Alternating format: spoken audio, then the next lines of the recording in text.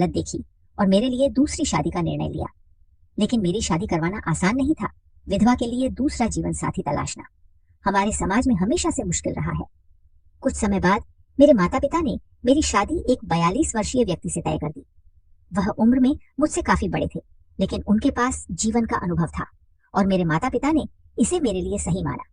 मुझे इस फैसले को स्वीकार करना पड़ा क्योंकि मेरे पास कोई और विकल्प नहीं था। इस निर्णय ने मेरी जिंदगी को एक नया मोड़ दिया। शुरुआती दिनों में मुझे बहुत डर था। नई जिंदगी, नए लोग और एक ऐसी शादी जिसमें उम्र का बड़ा अंतर था। मैंने सोचा कि क्या मैं कभी इस रिश्ते में खुश रह पाऊंगी। मेरी दूसरी शादी के बाद जिंदगी धीरे धीरे एक रूटीन में ढल गई। मेरे पति उम्र में मुझसे काफी बड़े थे और अपने काम में व्यस्त रहते थे। उनके दिन का ज्यादातर समय दफ्तर में बीता था और जब वह घर आते तो अक्सर थके हुए होते। वह जल्दी सोने का बहाना बना लेते, कभी खांसी तो कभी सिर दर्द का बहाना। मैं उनके पास बैठकर कुछ पल साथ बिताने की कोशिश करती, लेकिन उनकी व्यस्तता और थकावट ने हमारे बीच एक दूरी बना दी थी।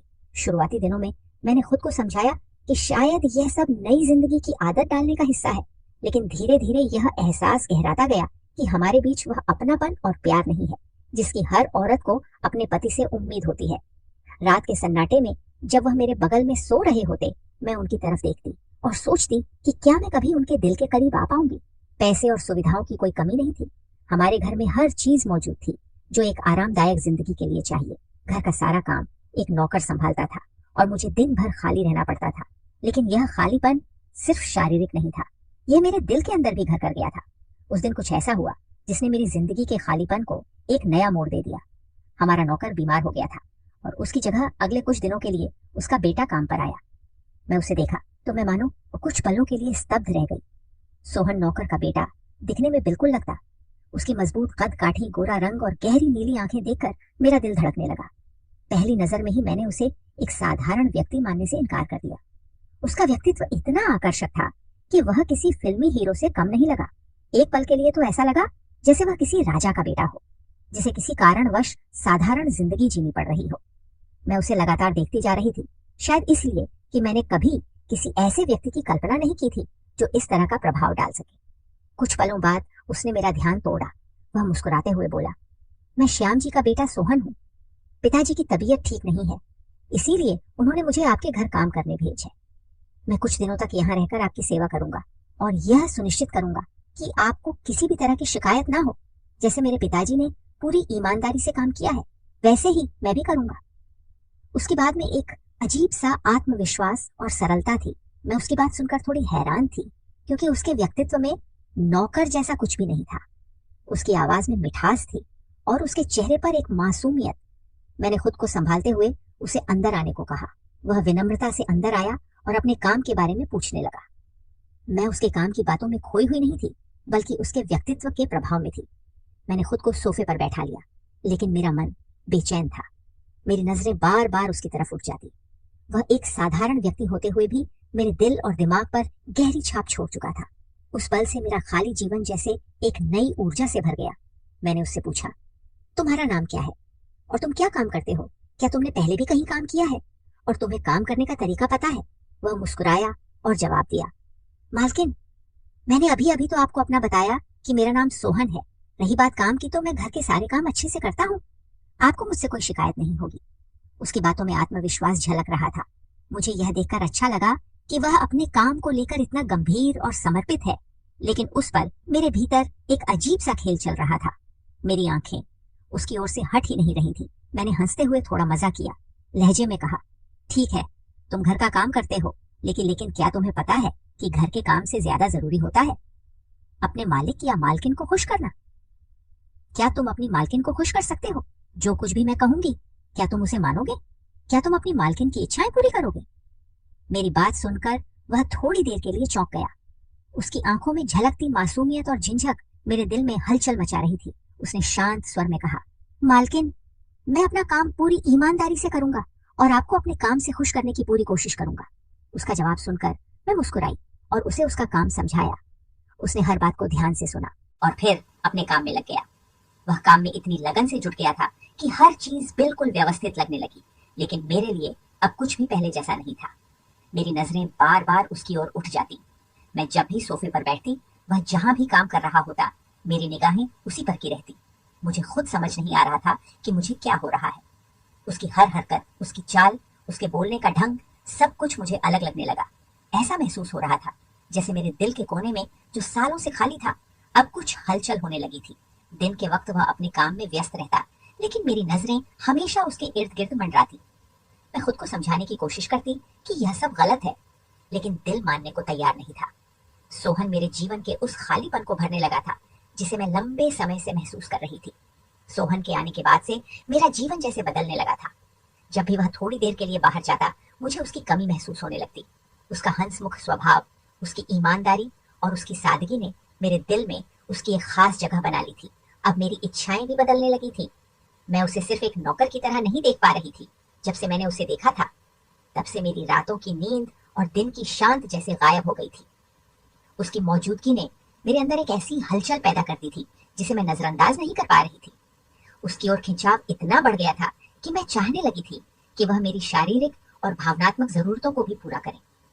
कुछ दिनों बाद मेरे पति को अचानक काम के सिलसिले में बाहर जाना पड़ा। जाने से पहले वह बेहद नाराज और चिंतित लग रहे थे। मैंने उनकी परेशानी का कारण पूछा तो उन्होंने कहा, पहले जब भी मैं काम के लिए बाहर जाता था तो श्याम काका यहाँ तुम्हारे पास होते थे। मुझे कोई चिंता नहीं होती थी, लेकिन अब उनकी गैर मौजूदगी में मैं तुम्हें अकेले छोड़कर जाने को लेकर परेशान हूँ। श्याम काका का नाम सुनते ही मैं मुस्कुराते हुए बोली, कोई बात नहीं, श्याम काका नहीं है तो सोहन तो है ना। आप बेफिक्र होकर अपने काम पर जाइए और मेरी चिंता बिल्कुल मत कीजिए।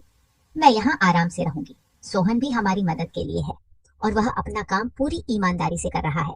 वह मेरी देखभाल भी अच्छे से करेगा और फिर मैं अपनी देखभाल खुद भी कर सकती हूँ। मेरी बात सुनकर मेरे पति थोड़ा शांत हुए, लेकिन उनके चेहरे पर हल्की चिंता साफ झलक रही थी।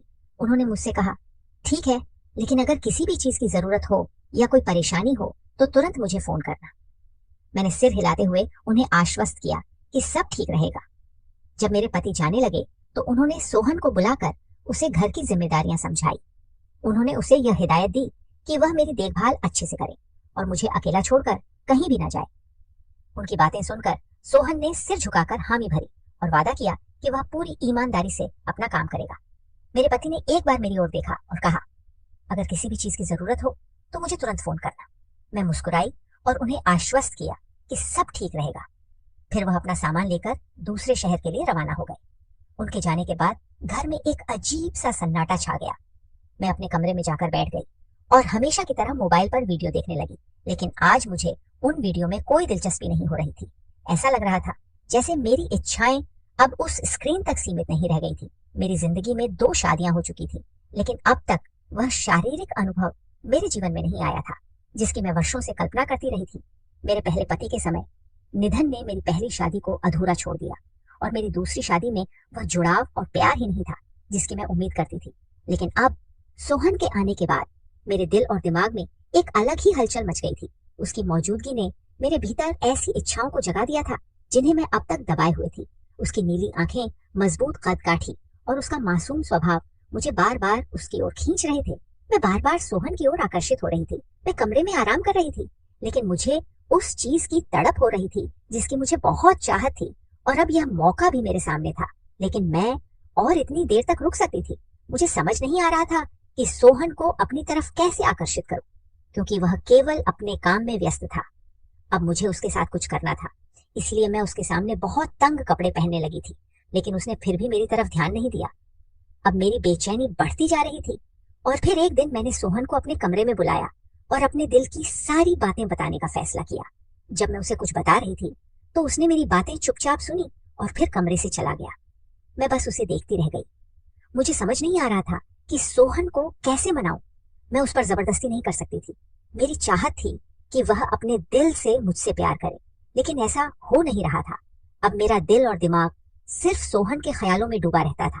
उसके बिना मुझे कुछ अच्छा नहीं लगता था। मैं किसी भी कीमत पर उसके साथ सब कुछ करना चाहती थी।